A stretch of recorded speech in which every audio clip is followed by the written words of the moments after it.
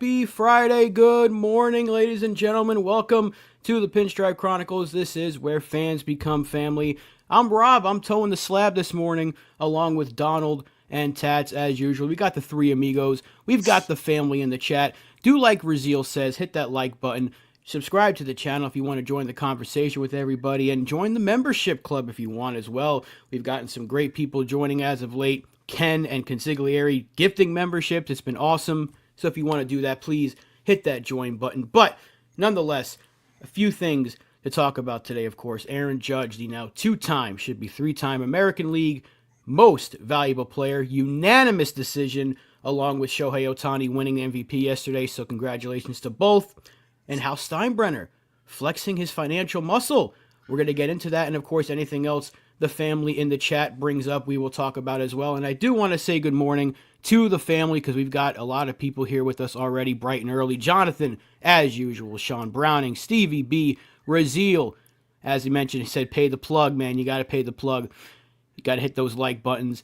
And we're going to get more people piling in as we go along. Good to see everybody bright and early. Gregory, Wayne, Lou, 01. Everybody's here. We're just having a good old time. So, without further ado, let's talk about our captain. What's up, Alex? Good to see you in the chat as well. Medina, 99 is the two-time MVP. Ken, good to see you as well.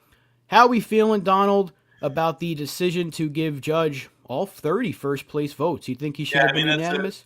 It's a great credit to him. Been amazing. It was an amazing regular season. Had a lot of fun watching him. 58 home runs, wild, 122 RBI, 144 RBIs, ridiculous, 322 batting average, absolutely ridiculous numbers. Not easy to do. He is probably for me. Where would you put him amongst the greatest right-handed hitters of all time? I think he's there. Power hitters, anyway. I think he's right there. I think he's right there amongst the top 2, 3 greatest right-handed power hitters of all time. And that's a credit to him, man. He's done an amazing job in terms of his power, and we wouldn't have gone to the playoffs without him. So yeah, it's just, I have to be honest, that World Series, I've not gotten over emotionally, so I've not been able to really enjoy it. But I'm happy for him. He deserves it. I don't think there was any competition, but I do think that Soto deserved more votes than he got. I mean, Joel Sherman had him fifth. You must be on drugs, bro. I don't know how you could have him fifth behind Gunnar Henderson and Ramirez. That's some crazy stuff. But apart from that, no, I think unanimous is absolutely deserved. As you say, he should have gotten the 3-time. He should have got 3 MVPs. But no, I don't think there's any competition, man. I think he walked away with it, and deservedly so. Hell of a regular season from Aaron Judge. And before I get to you, I just want to thank Ken once again, gifting out 5 more memberships. I want to see who got those memberships. TC Steels was gifted, Acevedo was gifted, Nate was gifted, Sunil was gifted, and Alex all gifted memberships to the Pinstripe Chronicles family. So congratulations. Thank you once again, Ken. You are awesome. It is awesome to have you. And Tats, floor is yours. Yeah, no, it's, this is something that, I don't think, I think this is why, or a reason to kind of take a backseat to the postseason performance, because this is not an easy feat. And I understand there's a lot of people with the same sentiment as Donald, where, it's kind of, it almost feels like a consolation prize, because of the way the season ended. I respect the feeling of it, right? It makes sense for everybody that does have that opinion. For me, it's one of those, you know what? Let's take a step back and realize that Aaron Judge is 99, no problem with his number. A big reason why we're in a postseason run every year. It's his, abilities at the plate. It's his abilities on the field, that really get us to where we're eventually aiming to go, and that's the ticket day parade. Without Judge, we're just another team. So I don't think that could be taken lightly. You know, it was put in the chat earlier. Him and Mantle are the only ones to win unanimously. So when you're in conversations with Mickey Mantle, that's a big deal. But he's only the sixth Yankee that has multiple MVPs. And I have the list right in front of me here. Lou Gehrig, DiMaggio, Berra, Mantle, as we mentioned him, Roger Maris, A-Rod, and now Judge. So of all the Yankee legends that have walked through the door, only 6 have won it multiple times, including Judge. So I think that really speaks to the Yankee legend status of what Aaron Judge has done for this organization in his time on the field. And it's something that you really have to sit back and admire and not take for granted. It's a very good point, Uncle Tats, and you're right. It is a time to take emotion out of it. Take a step back. You look at those stats. You look at those achievements, and he deserves all of the credit that's coming his way, and the multiple MVPs. As I say, it should be 3. So you're spot on to take the emotion out of it and just kind of try and remember about the regular season. It's just hard to do because it's only been our 3rd World Series appearance in our last 21 years. So of course I'm still thinking about it, but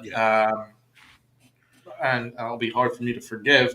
But that regular season was a lot of fun. And anyway, on a personal note, I went to a ton of Yankee games this year, and he hit a home run almost every single one of them I went to. The dude was just a lot of fun. You almost expected him to hit a home run every single at bat. You know how hard that is to have that kind of expectation, especially in New York, and still do that, because he basically did. And for me, I think he had an even better year than that 62 home run year. Just when you put everything together, the batting average, the RBIs, and leading the team through the postseason, you could almost make the argument that it was actually a better year than that 62 home run year. I think you can make that argument. If you look at his WAR, it was 11, according to Fangraphs. Weighted runs created plus, well over 200. You take him off this team's not winning the division. They're probably not making the playoffs, and there is no World Series to speak of. So without Aaron Judge, this team does not get there. It's simple as that. Can you forgive him for that World Series performance? Probably not. There's no excuses anymore. The dude has to show up when it comes to October, but Ken mentioned it a little bit ago in the chat. This is about the regular season. They don't give out the MVP. There's a reason there's a playoff MVP and a World Series MVP. His regular season was one of the best we've ever seen, and if not for him running into that wall last year, he might have done it 3 straight seasons. That's the kind of run he's been on for 3 straight years, and I think we as fans, we kind of have to put that emotion aside when we're talking about the player that we're witnessing, because, again, without him, there is no AL pennant. Without him, there is no, I can't believe we got so close. So he gives us as much as we can possibly get, but obviously we need more from him when the time matters the most. We need it in October. But we don't get there without Aaron Judge. And I think that's something that people have to really just kind of put the emotions aside for a second and really just take that and digest it and be like, yeah, without this guy, we're, like you said, Tats, just another team. If it was just Soto and no Judge, and let's say Trent Grisham's out there in center, is this team winning 94 games? Is this team winning an AL East division title? Probably not. I don't know if they win a playoff series. I don't even know if they make the playoffs. So it's very important that we recognize what Aaron Judge brings to the table, and you just have to, again, put the emotions aside. But nonetheless, you have to just congratulate him. Much deserved. That season was phenomenal, and I think there's plenty more to come from Aaron Judge. He may, at the end of his career, be the best right-handed power hitter we've ever seen. Certainly in our lifetime. I don't know if there's a question about that. And he's putting himself in that stratosphere of one of the greats to ever do it. And yeah, it's special to watch. But I think, to me, the biggest question is how there wasn't a closer race for second place, because it was pretty unanimous that Witt got all 30 second place votes, and then it was just like, who's going to get third? And like you said, Soto getting a 5th place vote? Did we not watch the same team, Joel Sherman? What do you, Donald? Because you mentioned that earlier. So what do you think about that? About Soto not really getting more second place votes? I think people just obsessed over the stats. If you really watch the games, Soto was like the heart and soul of the team. So um, I think he deserves second place votes. I think he deserved second place votes, man. And that fifth place vote is a joke. I mean, but even if you looked at this purely the stats were better. No, I think they put too much emphasis. Like, I think what hurt Soto from getting more votes is the narrative of his defense. And look, But he was there was a lot nominated of for a Gold Glove.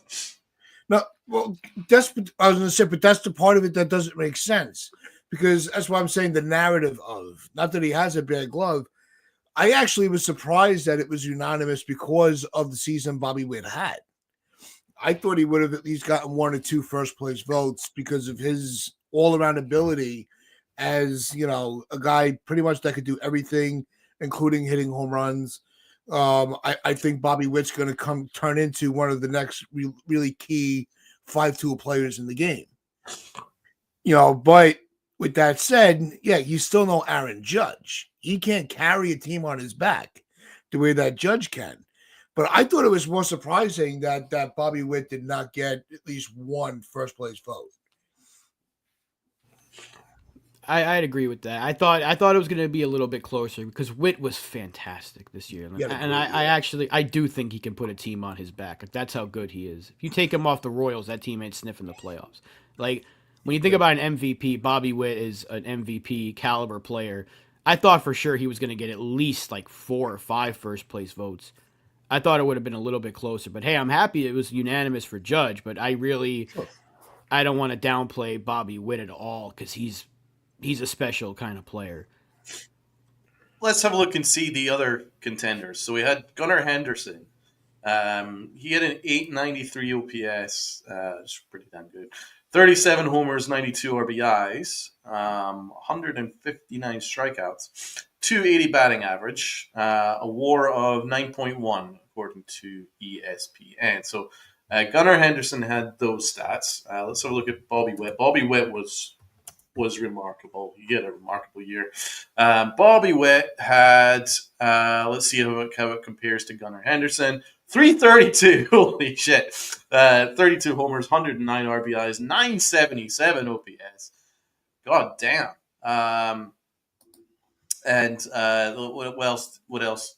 Just 106 strikeouts. And as we say, batting average well over 330. Damn, 109 RBIs, 32 homers. Yeah, that's pretty good. You could make an argument that he probably deserved 1 or 2 first place votes actually with those numbers. That's some crazy stuff right there from Bobby Witt. Then we look at Juan. It's a one man Soto, and the Soto master, 41 home runs. Oh my god, 109 RBIs, 989 OPS, so just under 1,000. 288 batting average, and that dude never struck out. He never struck out. Let's see, how many strikeouts did he have? Just 119. Ton of walks, 129 walks. Dude was phenomenal. 7.9 WAR. So I think you could probably say that it should have been judged number 1. I think Bobby Witt was definitely number 2, but you could probably give him 1 or 2 first place votes just out of fairness, and then third Soto. Gunnar Henderson had a good year, but not to the level that Soto was. So, yeah, Brad's got a point here. You could say that Soto was maybe it was a victim of the Yankee bias votes. I thought if there was one person that would be immune from the bias, it would be Juan Soto, considering he's kind of universally respected, as one of the best players in the game. I'm surprised that he didn't get more credit than he did, because if you really look at it, he helped Aaron Judge get a lot of those pitches to hit because he was so frightening as his protection that there was more options there was better options for Judge to carry it on. With him on base all the time, there was always going to be a good shout at Judge hitting home runs, and he did. So I think Soto had a lot to do with it. Yeah, you can't downplay at all what Juan Soto brought to this team. I thought that he should have gotten more recognition for second place because we were saying for most of the year the race for MVP was really who's going to get second because it should have been Judge. He was the clear-cut winner. It was really just figuring out who was second place, and there was a lot of great. Jose Ramirez is consistently on that list of top 5 guys. Yeah. Soto, Gunnar, like you mentioned, you brought up the stats. I mean, I don't have to say it again. All worthy of second, third place votes. So I thought the race for second place should have been a little bit closer. So, and just having. That's my point in life for sure. Yeah, the duo, they help each other out, which is another point of why you need to keep this guy around, which is a good segue into what we're going to talk about next, because the owner of the New York Yankees, Hal Steinbrenner, did comment. He opened up a little bit about the Juan Soto situation, saying that he's got ears and he knows what's expected of him, and also said they have the ability to add any player they want. So, have you got the full quote? Because it is very interesting. And what's interesting is that there's so many people that are debating the quote. Some are saying it's more positive, some are saying it's more negative. So, have you got the full quote? I think that would depend on your perspective. If you're a cranky fan or a happy fan. It's a half glass half full, half empty situation. I thought it was a very uplifting interview. I actually feel more confident going into this off season that he's not talking about budget. He's talking about acquiring players, and flexing the muscle that the Yankees have, saying how they're in the mix for Soto. I don't know, a lot of people wanted to twist that around. I'm like, no, that's a positive thing. He's not, but he's also doing it in a humble way where he's not boasting his chest out. So I actually, this is one of the few interviews with Hal that I actually have a lot of confidence in. And the quote he was talking about in terms of adding players, said, "We're in a better starting position than we were a year ago. There's no doubt about that. We've got the ability to sign any player we want." And I mean, that's basically telling you, it kind of gives you an inside look, in my opinion at least, to what the conversations with Soto were about. Because there was an article that was put out, I think by Heyman, about how basically Soto got what he wanted from the Yankees in that meeting. Kind of like, I guess, promises from Hal Steinbrenner that they are going to improve this team. And they're that serious about bringing him back and making sure that the right pieces are around him and Aaron Judge to make this team even better and go win a championship. So the fact that, I mean, the only person I really saw talking negative about this was some clown from WFAN, go figure. So how can anyone take this negatively? Hal Steinbrenner saying we have the ability to go get anybody we want. Mm-hmm. Shouldn't that make you be like, hey, that he's talking like a certain father of his that everyone wants him to be. Everyone wants him to be George, right? That's something that George would say. Like, we can go get anybody we want. So what more do you want from Hal? Like, he's not going to come out and say, oh, we don't have a shot, or I think we're going to get him. He said he's unsure about the chances to get Soto because you can't be too sure. He still has more meetings lined up, and no decision is going to be made until, like we said the other day, December. So he's not going to come out and say, oh, yeah, no doubt we're going to get him back. Because then if you don't, hey, you lied to us. What's the matter with you? Why would you say that? So, and if you say, I don't think we have a shot, everyone's going to say you look weak. What the hell's the matter with you? Like, what do you want the guy to say? Honest question. What do you want the guy to say? He said all the right things, and he gave you a quote that made you believe he's going to go and get the right pieces. Not just anybody. He's not just going to go pay anybody, but he's going to bring in the right pieces to help this team win. And I don't know how you can look at this as a negative. I agree. Yeah, I don't think it could be read as a negative at all. It's because of the narrative and the wording that he's using is something that we haven't heard from him in a while. Rather than trying to be more politically correct to the narrative of the business side of it, he's kind of, like it was said in the like Raziel said in the comments, a little big the energy going on with Al. Going, all right, this is going to come between the two big owners in New York, and we're the freaking Yankees, and we're going to be in it until we're not. I think that's the way I read it, where it's like, we're not talking about, like, he didn't bring up, a cap of how far he's willing to go. That's a plus. There was no, well, if it gets to, it might get to a certain point where we have to look in other directions. You didn't say that. Because we have the ability to get anyone we want. I think that is the statement that we need to focus on, because he has not said that before in his tenure as the primary owner. So I think that is the key part of that whole interview that we should be focusing on.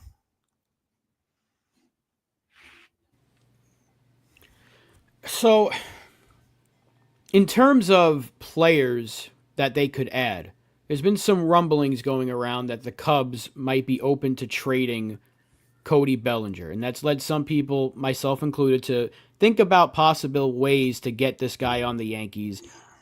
How would that work? Would the Cubs take Stroman back? I highly doubt it. So, I just want to ask you guys and guys in the chat as well, because I saw his name get brought up a little bit earlier, I think. How would you feel if the Yankees swung a deal for Cody Bellinger to be the first baseman next year for the Yankees? Donald? I mean, I've looked at that deal that was presented in the chat. It was like DJ LeMahieu's contract, Pereira, Warren, maybe even Peraza. You could look at it and see it as a net favorable, probably. Um, I would consider it, but not at the expense of Juan Soto. Um, here's here's here's what I need to address um, to certain commentators, to certain writers. So Bob Clapper says here in his article that his gut is saying that Hal is actually preparing for Soto's deflection, right? And it would be the best thing that could happen to the Yankees if they let Soto leave. I'm sorry, but let's hear him out anyway. He's talking out of his ass, but let's hear him out. It's not that I dislike Soto; he's honest and charismatic. Nor am I oblivious to his generational talent. Sounds like you are. It was no coincidence the Yankees went to the World Series in the first and only season Soto was in pinstripes.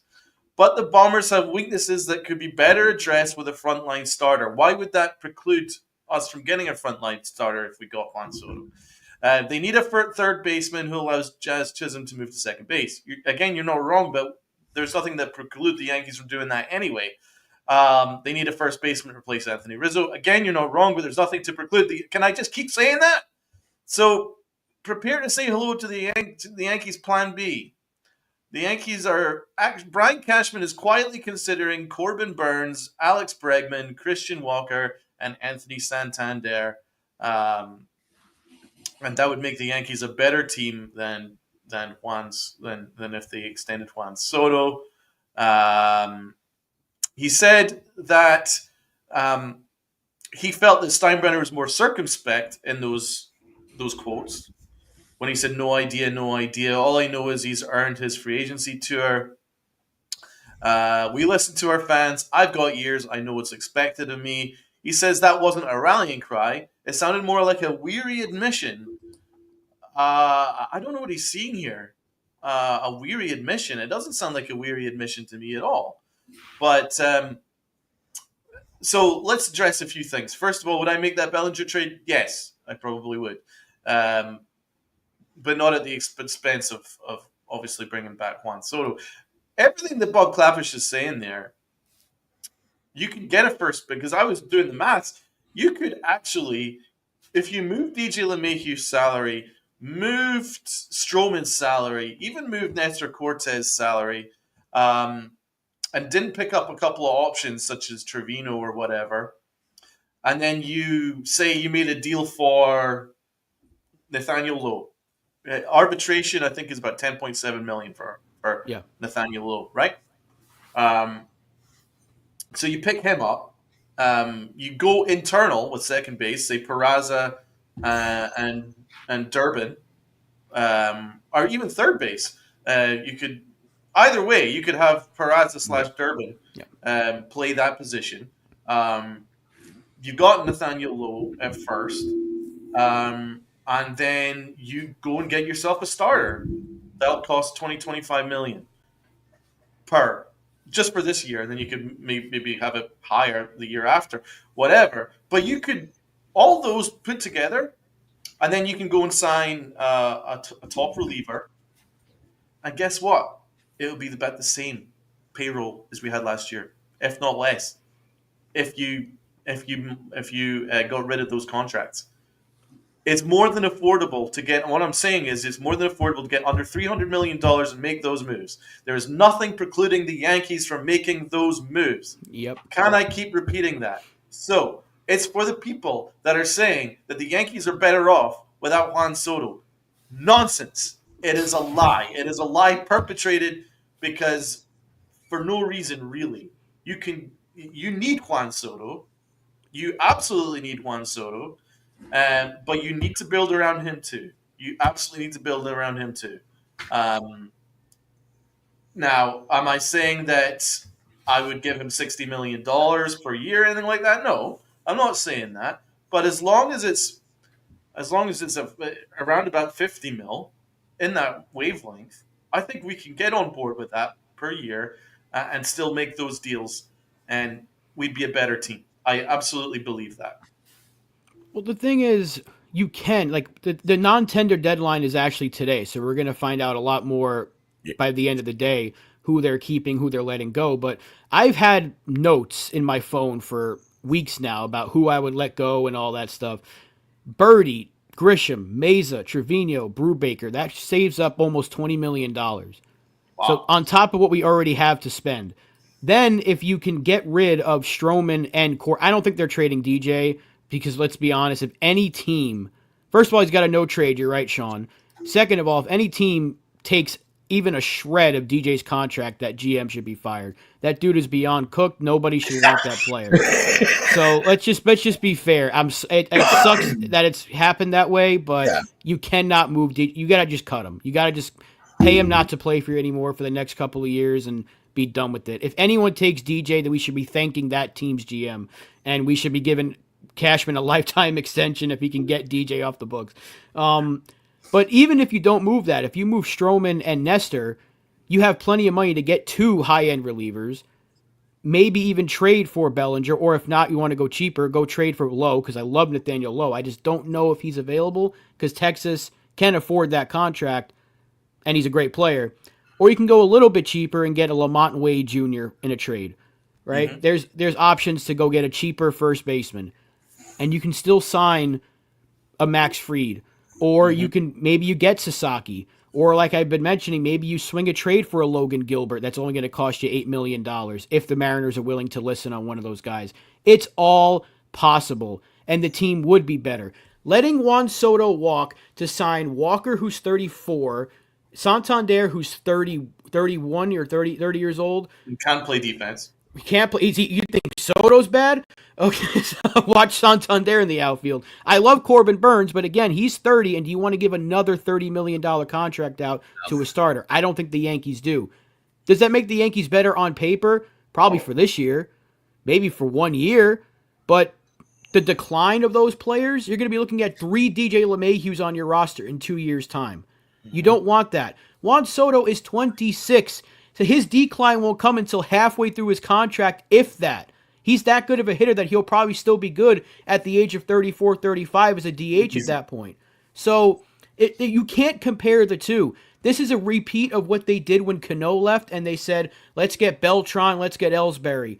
The McCann signing was necessary because they needed a catcher. But when they lost Cano, they said, we're just going to give money to Ellsbury, we're going to give money to Beltran and try to replace that offense with those two players. And it did not work out at all. You cannot repeat that same mistake. So just even if Soto's contract was $600 million flat, it's not, and he leaves, you can't just be like, let's just go get $600 million worth of players and we'll be fine. That's not how it works. Yes. Juan Soto's value to this team is much greater than any of those other players. I like Christian Walker. I even like Santander. He's a great bat. But if you're going to tell me he's going to make more of an impact, or those two will make more of an impact than Soto, I'm sorry. You did not watch the same player I watched this season. You did not watch the same player Donald and Tats watched this season. Juan Soto is that important. You do not let him walk in favor of signing 4 other players for the same price and expect everything's just going to go perfectly well. We made the World Series with Juan Soto. There's no guarantee we're doing that with Santander and Walker. And like you just said, Donald, and like we've been saying this entire offseason, you can make the money work and not have to go over the Cohen tax to do it, and still keep Juan Soto, and still add a frontline starter, and still add at least one really high-quality bullpen arm and a first baseman, and everything else can be done internally. Second base or third base can be done internally with Durbin, Vivas, if Peraza's still here. Those are all options. You can attack the bullpen with cheaper deals even if you get one high-end arm. We have several internal guys already. Guys like Ray Zellman, Ben Shields could be. I know LI's brought him up several times. Eric Ray Zellman's great. We have options internally that we can bring into the bullpen, and the Yankees always find these guys every year. You just need to get one big arm. And you can do it and not have to exceed 301. So why are people like Clappish and other reporters saying it's the end? Oh, he's gone. It just makes no sense. And it's like they're trying to put that fear out there that he is leaving because he probably works for Scott Boras too. Let's be honest. It's him and Heyman that are doing these things. Well, there's also just some that are diluted. Now, like, for instance, was listening to Brandon Tierney, and he said that the Yankees already have their guy in Aaron Judge, so they don't really need Juan Soto. And Juan Soto couldn't do he couldn't hit 40 home runs. He couldn't hit 50 home runs. He can't do all that. He can't hit 50 home runs. But the thing is, did anybody actually think Anthony Santander was going to hit 44 home runs last year? It took him in his 29th year for him to hit his 44th to hit a 44 home run year.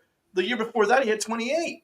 In 2020, he only hit like freaking 11. I know it was a shortened season, but then he hit 18 either side of it. He's never really been a big-time power hitter until his 29th year. Juan Soto's only 26. Are you telling me Juan Soto can't suddenly add a massive year at any point between now and his age 35 season? You don't know. He's 26. The thing about Juan Soto is he can do whatever the hell he wants. I promise you, if he wants to hit a 50 home run season, he can do it. He can do it in his sleep. I guarantee you that. Why? Because there's nothing he can't do offensively.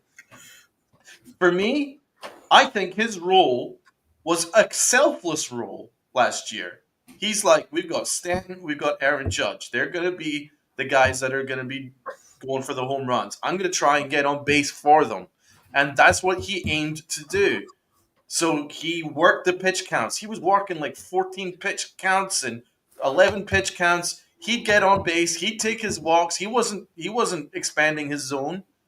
And he passed the baton to Aaron Judge and Big G.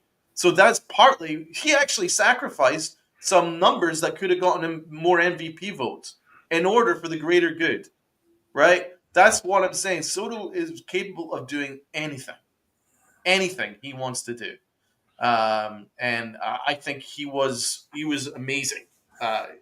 It really takes a superstar to be that selfless. You know what I'm saying? Not expanding his zone and chasing home runs. He was especially in his walk year. He wasn't doing that. He was aiming to get to a World Series. He got there, and he knew the only way to do that was to make sure that he would get on base for Aaron Judge. That is a selfless guy. That's someone that you want to build around. That's someone that you want to extend for however long you can do. At 26 years old, there's nothing he cannot do. Nothing he cannot do. I just don't understand how people are saying, oh, the Yankees are better served just spreading it out. Look at the options. None of them are Juan Soto. I mean, what? If Bryce Harper's available, all right, I'll give you that argument. But he's not. So who is going to come in that's going to replicate even half of what Juan Soto can do? Santander's not that guy. By the way, his OBP was 300. That sucks. So he's not going to get on base for Aaron Judge. So, I mean, you're going to need a hell of a lot more. right? Yeah, A right-handed first baseman, is that really what you want? I don't know. I'd prefer a left-handed first baseman. And anyway, he's really old, Walker. So I don't think that that's the right option. Now, I get on board with Burns, but I don't think there's any reason why we couldn't get Burns even if we signed Soto. So. no, I think the other thing aside from the numbers, with Soto is just his presence in the lineup. And his impact around the player, the impact of the players around him. Especially for having, for a young player, a very mature minded approach. We haven't been to a World Series until he was on the roster. And it's not like there was this big shuffle of players. We were still working with the same core that just couldn't get there. You insert Juan Soto, and there we were. So I think that's something that also is going to be taken into account when he's negotiating with the Yankees. And I think the Yankees know that. I think they know that they're going to, the price is going to be a premium price. He's the free agent this year. It's going to be expensive, but it's not going to take away from the Yankees having the ability to improve in other areas. I want Walker, and I think this is one of the guys this year where Donald and I are kind of at an impasse on it. Just because, somebody with the experience, he's got, he's been in the postseason with Arizona. I think he's a good guy to have on your team that can just kind of bridge the gap until there's more of a pool for a first baseman. But right now, the priority for the Yankees is Soto, and his presence in the lineup. We've already seen it; it's already paid dividends. Dad, I don't. There's been no money discussed, so I don't know. Listen to my PSA from the other day. Stop. Just don't believe everything you read. No money has been discussed yet for Soto because it's only his first round of meetings. And even if it was, that's a terrible contract because that's only paying him like 15 for 625. He turned down something a little bit similar to that from the Nationals, I believe. So I don't think he would take that deal. And again, they can make these moves work with cutting some guys, non-tender. They can even non-tender lighter to free up another couple of million if they really, really wanted to. So, again, anyone trying to bring up the Yankees can't afford one player because they bring back Soto. Just look at the numbers. Everything's a projection right now. Like Fangraphs, Spotrac, they have all of these numbers available to you. Right now, the Yankees have like 60 some odd million to spend before they'd get to the 301. It's not going to take that much to get Soto. It's not. I know people like to think it might get up there, but no, I don't think any team's giving him $60 million a year. Let's be perfectly honest. That's a lot of money for one player, even as good as Juan Soto is. So you're probably looking at like 50 max. You're telling me the Yankees can't take that $13 million that would be left over, clear up some money in other areas, which they can. And if you attach a prospect or two to get rid of Stroman, you can absolutely do that. Teams would take Nestor Cortez for 1 year because he's a good starter at a good price for 1 year. You could probably get a bullpen arm. So there's ways to move these players. The only guy you're not moving, or two guys, you're not moving Stanton because no one's taking his contract, and you're not moving DJ because nobody would want him. So you're stuck with those two guys. And I'm happy to have Stanton. I'm not happy to have DJ. But everything else is open. You can potentially, you're talking about like another like 40 some odd $1 million to clear just by non-tendering and trading a couple of players. And you're telling me, oh no, the Yankees can't afford anybody. It's like an extra $50 million you can spend in free agency and in acquisitions. And we're not talking about adding, go get Burns and go trade for this $30 million player. No, because if you're moving Stroman and Nestor, then the money is there for Bellinger. If they wanted to go with, they can go get Bellinger if they wanted to. And I'm not saying he has to be the choice, but if you think Bellinger might be in a decline, you only have him for 2 more years. That's why I would go get a guy like Nate Lowe because he's only got 2 years left to control. Or Lamont Wade would be a 1-year thing. I think they really want Murakami. That's why the next first baseman is going to be a shorter term thing. I don't think they want to give 4 years to Walker because at his age, do you want to commit 4 years to him? I don't think so. He would be a backup plan. No, for me, it would be 2 or 3 at the most. Just finish the point. I believe Lowe will be available because I believe the Rangers want to cut some salary. they have had some financial difficulties with the TV deal, and they weren't able to really fish in the big markets last year at all. So I think they could look to get rid of 10 mil because his name is actually linked with the Pirates low in a trade. So I think the Yankees could jump in on that. 10 million is incredibly affordable, and he's got the kind of metrics that I like. He's got a good numbers, good on base numbers, decent OPS, good defensive player, bats from the left side, decent age. I think that's the kind of area that you can go, and 10 million is nothing for a good first baseman. And you can put him anywhere near the top of the order, bat him second. You can even probably bat him first. And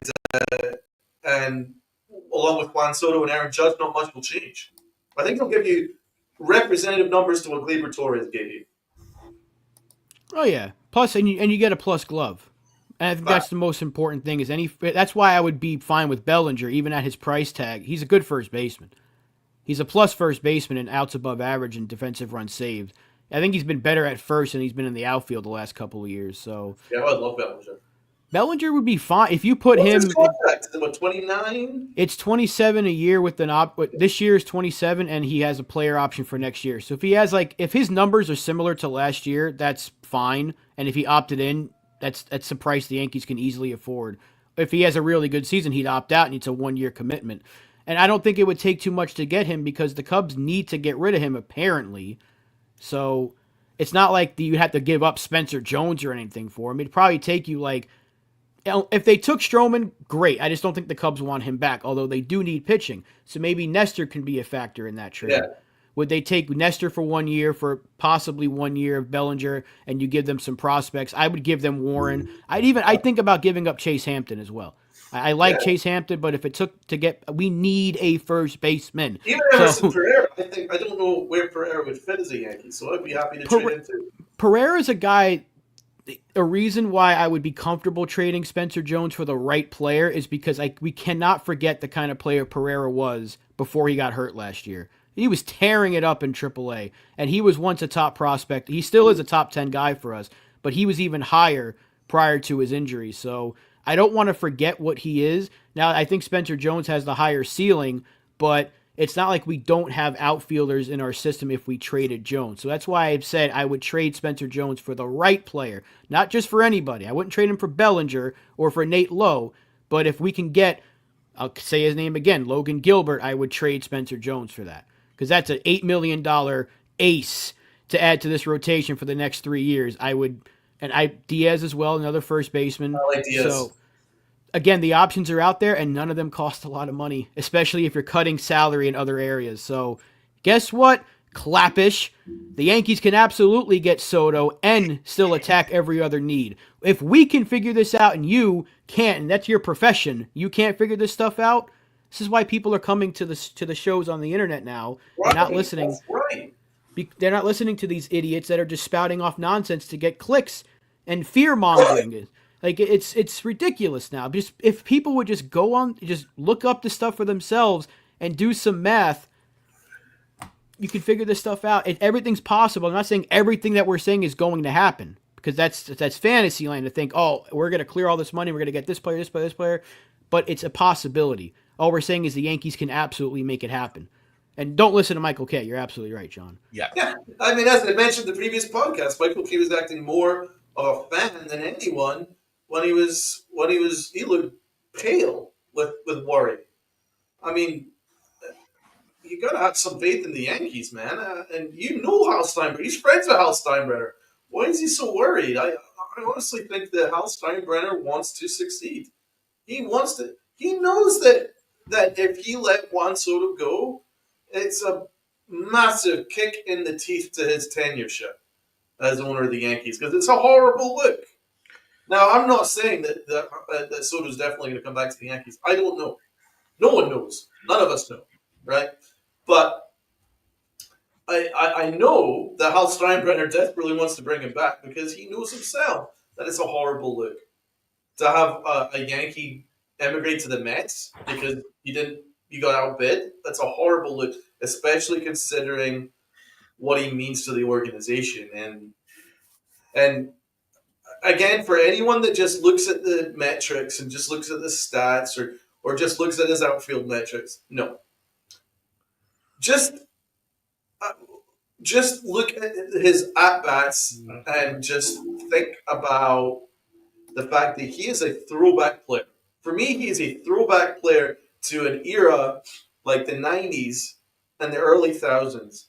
That kind of throwback uh, era where it was all about contact, all about getting on base, all about working the pitcher, all about learning about the pitcher, all about getting to know what that guy throws in order to help your teammates and in order to deliver yourself. That's the kind of guy Juan Soto is. He is very much a throwback player. Because I was listening to Tino Martinez in an interview. Tino Martinez says his favorite player on the Yankees was Juan Soto because he reminded him of the 98 team.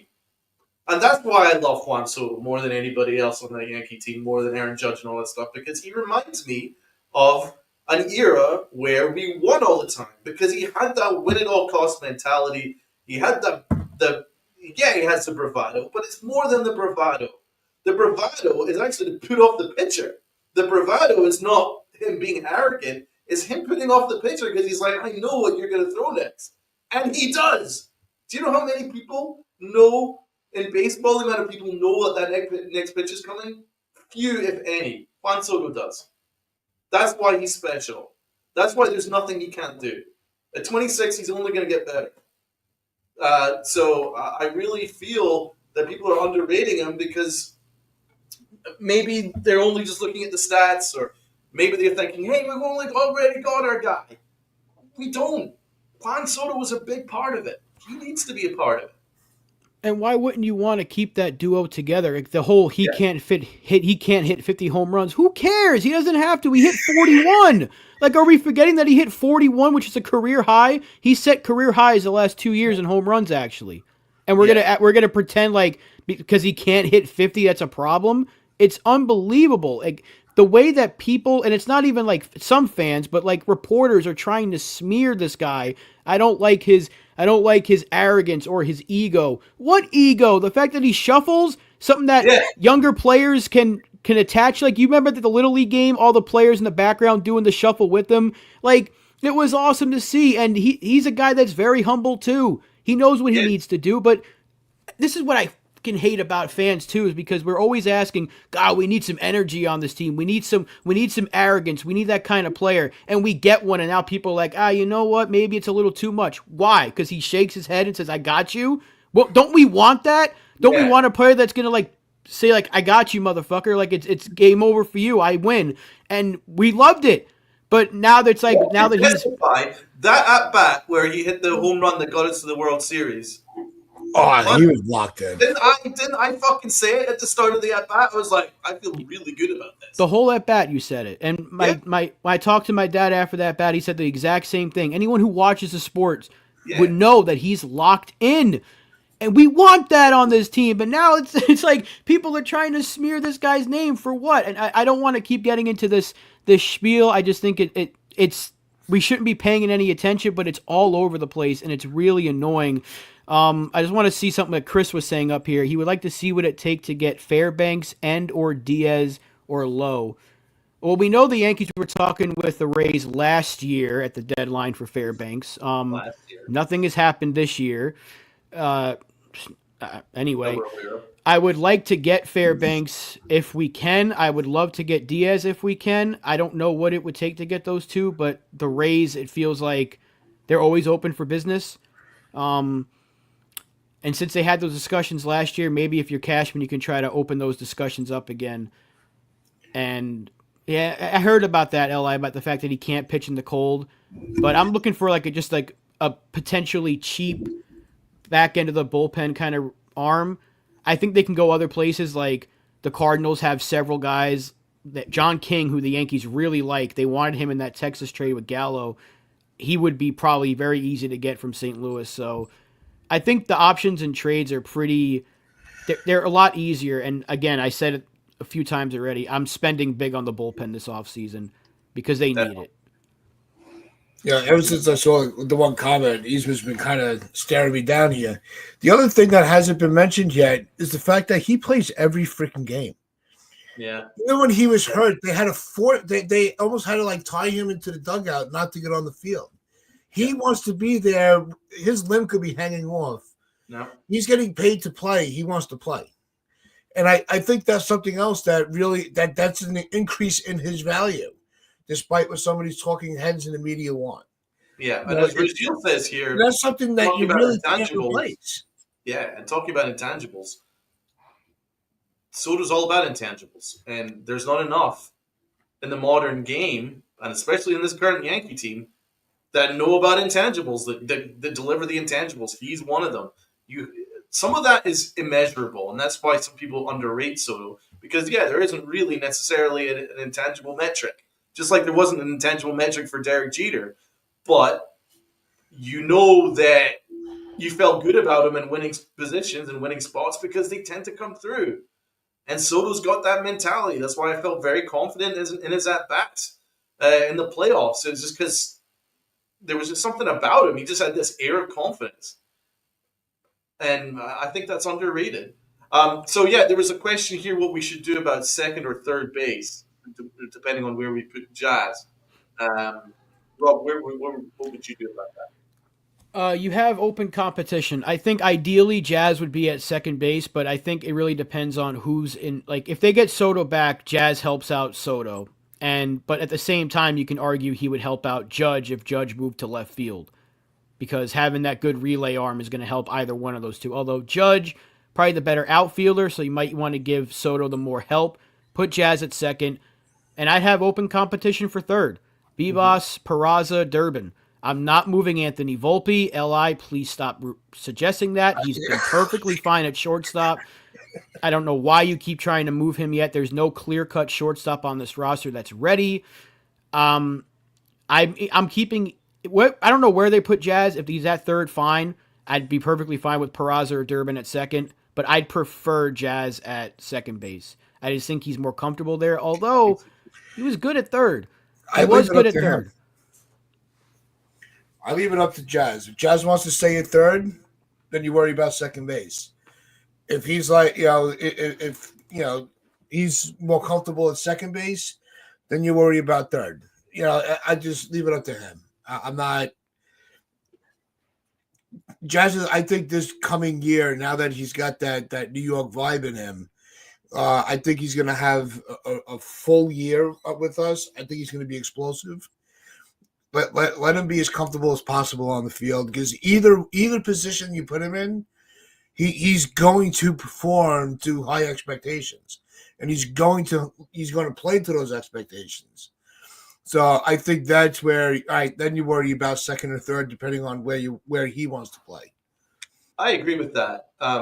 And Rajil says here, Jazz needs to go right to his natural position. Second base was his natural position. That's why I'm edging towards second base. Although I do understand Li's argument, why would you waste his arm? Because I think I heard Pete Sonetti say something similar. Why would you? Because he's got such a great arm. But I remember reading what the Dodgers scouting report was on the Yankees, and one of the scouting report things was that Jazz struggled as a cutoff man at third when he's over at third base because he tended to not know his positioning and he was just kind of standing about doing nothing, and it was hurting the Yankees. So I think that he would actually be better at second base because he's more comfortable there. But there's nothing to say that a really good offseason of training and coaching, that's something the Yankees don't like to do, but that maybe Jazz could be even better at third. So I'm not saying he can't play third. He looked fine there. His metrics were good there. I liked him there. But I think maybe second. And Perez has got a freaking lightning arm. So I think he can play third. I like Peraza more at third than I do him at second. And I might be the only one still beating the drum of Peraza because I think the Yankees hate him. But I love the guy and I want to give him a shot. I think him and Durbin could easily do the job over there, either at second or third. Well, you got Volpe, that's in the bag. You got Jazz, that's in the bag. First base, you just make a deal for a first baseman that's got decent OPS numbers and can play the position at a high level. and that's all you need to do. Lay low, and I'd prefer him from the left side because I'd like to mix up more lefties and righty bats throughout the lineup. I think that benefits the Yankees more, so I prefer a left-handed first baseman. But I don't think we need to go overboard with the infield. No, you just kind of leave it where it is. If all you have to do is we've been saying this the entire time, just get a first baseman. Yep. Whether that's Bellinger or Lowe or Lamont Wade would probably be the worst of the three because of his defense, although he'd be a very good hitter at the top of the order. Right. Yandy Diaz, but he is a righty.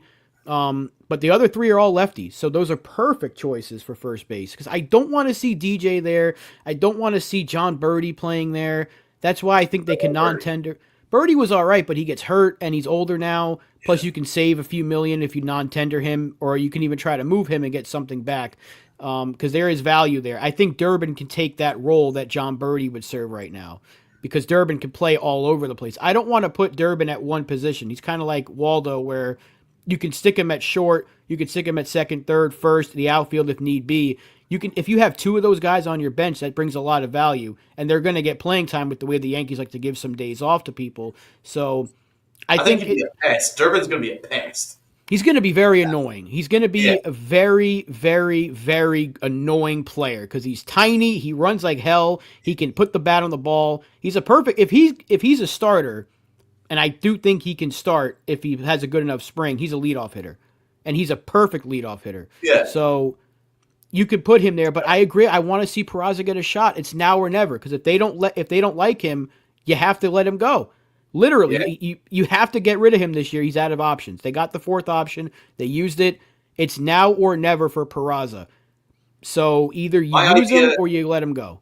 I agree, Rob. My idea is to have Peraza platoon regularly for the first half of the year. You've got until July. That's what we say to Peraza. You've got until July to prove that you should be our everyday third or second baseman. If you can't do it, then you trade him at the deadline or whatever. You move off of him. But you need to give him at least 6 months of an opportunity. And let's see what he can do. I believe he's got that in his locker. I believe that he's got a lot of upside. I love his defense. I prefer him to Volpe, actually. And I'd like to see him get a shot. If it doesn't work out, then you say, you know what, we gave him a real opportunity. But I think that there's more to come from this guy. I really do. I would just answer NFE real quick before Tats gives his opinion. Durbin, Peraza, Vivas. I think that's and maybe Jazz, depending on where they want to put him. But I think Jazz will be fine at third. You have three different guys that can play second base for you next year.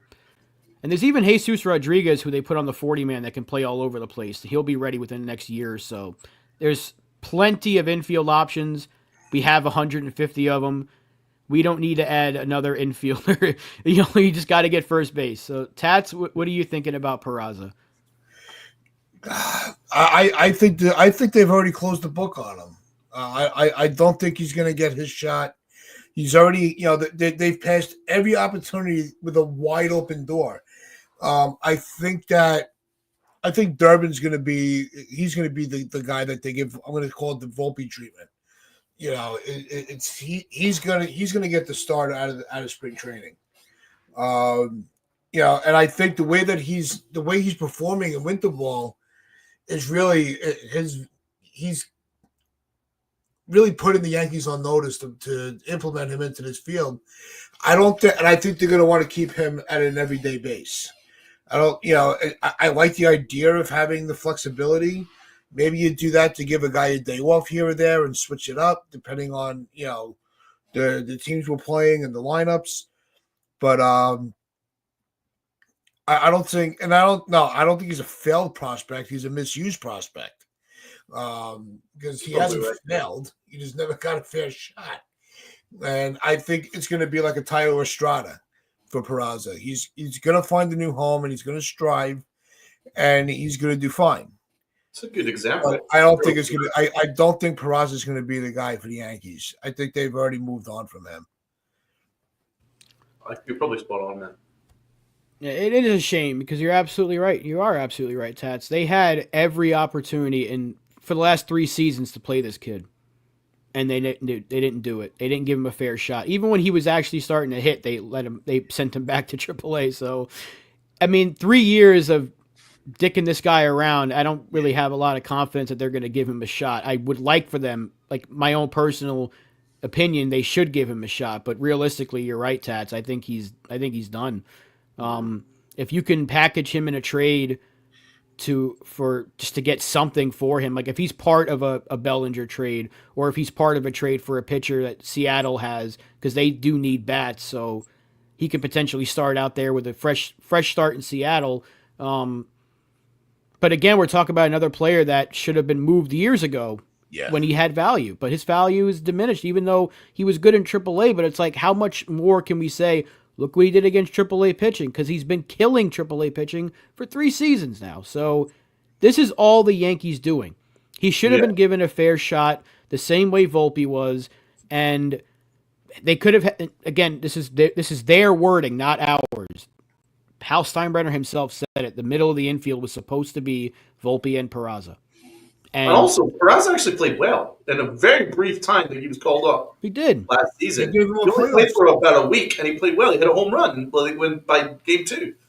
He was hitting the ball. He was running. His defense was fine. That's why I think that if you wanted to give him a shot, you could, because he can play anywhere. And I think he'd be a really good second baseman, and you would be able to say, all right, it took us a while, but we finally got what we were expecting out of the kid. But now that they have a whole bunch of infielders in the system, and they're about to get another one in 2026's free agent class, IFA, it's like, where does this kid fit in? Like, you've given him a sliver of hope for the last 3 years, and then you just get rid of him. And I think it's either you trade him, or you're going to have to DFA him and hope you can get, like Eli said, a couple of A-ball guys and just say, well, it is what it is. And that's not fair to him, because the talent's there. They just never used it.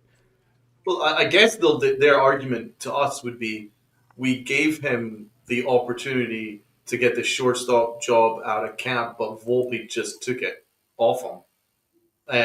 So that's maybe their argument to us, to say, well, we did give him a shot. We gave him spring training, and he lost. What would you say to that? I mean, he did lose that battle, if we're being honest. Volpe was the better player that spring, but again, they were also, that year they had Josh Donaldson on the roster. So, like, you're telling me you couldn't cut that guy earlier than you did and just let Peraza play? Even last year when there were injuries and poor infield play, we were looking for an infielder all season. You're telling me Peraza couldn't have got a fair shot? Like, I like Cabrera, but he shouldn't have been playing every day. And I know Peraza was hurt to start the year, but, like, once he started hitting again in AAA, that should have been your opportunity to call him up and play him. And they held on to Glaber and got nothing for him and all this stuff. There's so many variables that come in that would just take their argument right out of the equation, because there were several opportunities to play this kid and they didn't do it. So even if they wanted to use the spring training argument from last year, 2023, it'd be invalid in my opinion, because you played Josh Donaldson over him. Right. Tats, what do you think? I've said it. I don't think, I'm happy with the decision they made with Volpe. He clearly earned it. There was no way around that. They got to move on. Just let Peraza go. You're not. I think this is also to tie in. You know what? I'll say this is my final take. Right? This ties into some of the things with Soto, with some of his requests. I don't want to call them demands, where he referenced player development, asking what the Yankees' next move was. I think that's why the Yankees now are really taking more of a closer look at some of these kids, so they know exactly what moves they have to pivot to kind of uphold their end of the Soto deal. And I'm going to say I don't think Peraza is a part of that equation. I think he's gone. I think he's going to be in one of these trades as the off season develops. That's probably a great point, man. And I'm glad you brought that up too. That Soto was asking about that. Hal Steinbrenner downplayed it, but it did sound to me like he was interested in their development process. Mm-hmm. I mean, I'm pretty sure Soto knows the facilities. Hal Steinbrenner downplayed the question as if he wanted to get to know the facilities, never seen the facilities, and all that stuff. I'm sorry. I'm sure Juan Soto's seen the facilities. Yeah. I mean, he was in Tampa during spring training. I'm pretty sure he saw the Tampa facilities. He also visited the Dominican Republic, Right. the school the Yankees have over there. So he's There you definitely aware of what they do at player development. He just probably wanted to, like, what are you going to do further to make sure that we have the right pieces? And I think that's Exactly. important because that would tell me he does, at least obviously he wants to come back, but he wouldn't be asking these questions if he wasn't very serious about trying to be a Yankee for the rest of his career. Fact. And also, he wouldn't have asked those questions unless there was some questions to be asked. And I think a lot of it comes down to the way that the Dodgers completely owned the Yankees. And I don't think that he's delusional. Unfortunately, most of the people that are contractually obliged to the Yankees are delusional. But he isn't because he's not contractually obliged to them. They have to prove to him that their development system is up to scratch for him to sign up for the next 15 years. No. That is absolutely right. Well, that is going to wrap it up for us here today on this fine Friday afternoon. Just want to thank everybody that was here with us in the chat. The chat was going crazy all morning. It's now the afternoon, but it was just a fun show. And we got some stuff to still break down at the later point of the day. Again, the non-tender deadline is tonight. So who will be here next year? Who won't be? Very exciting times to happen because this could be the official start of where things start to get rolling a little bit when we see some money get cleared up. Maybe some moves start to get made. We'll see. Also, real quick, there was something, this is probably another discussion for another show, but there's potential of an Aaron Boone extension. I don't know if anyone heard about that. Yeah. That's a discussion for another show, but we will be breaking that down. And also make sure you go for Sunday's show. Lynn and Sierra are going to be talking about, I'm sure, a lot of stuff. They always do a great job every Sunday morning over there on the upper deck. But once again, just want to say a big thank you to everybody. Make sure you hit that like button, hit that sub button, and member up if you so desire. And Uncle Tats, you're the closer. Close us off. Can I just comment very briefly before? In the defense, you probably don't want a lame duck manager. Do you know what I'm saying? So if they added an extra year, just one more year on top of that, I think it's kind of meaningless. You know what I'm saying? It's just it might be easier for Aaron Boone to manage without being a lame duck because most coaches don't like working under those circumstances of being a lame duck because they have to answer a bunch of questions throughout the year that they don't want to have to answer. Right. So in that defense, there might be a reason for that. I know it sounds like I'm defending it. I'm absolutely not, but that would be the reasoning behind it. That would be the reasoning behind it, and it kind of makes sense. Let's just say being rational does not mean being supportive at the same time. Yes, exactly. Right.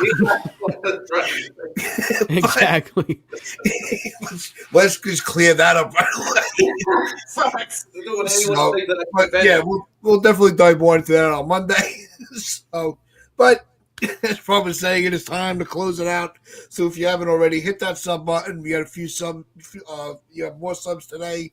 Hope to see you all in the chat. Fucking go! So just hit that sub button.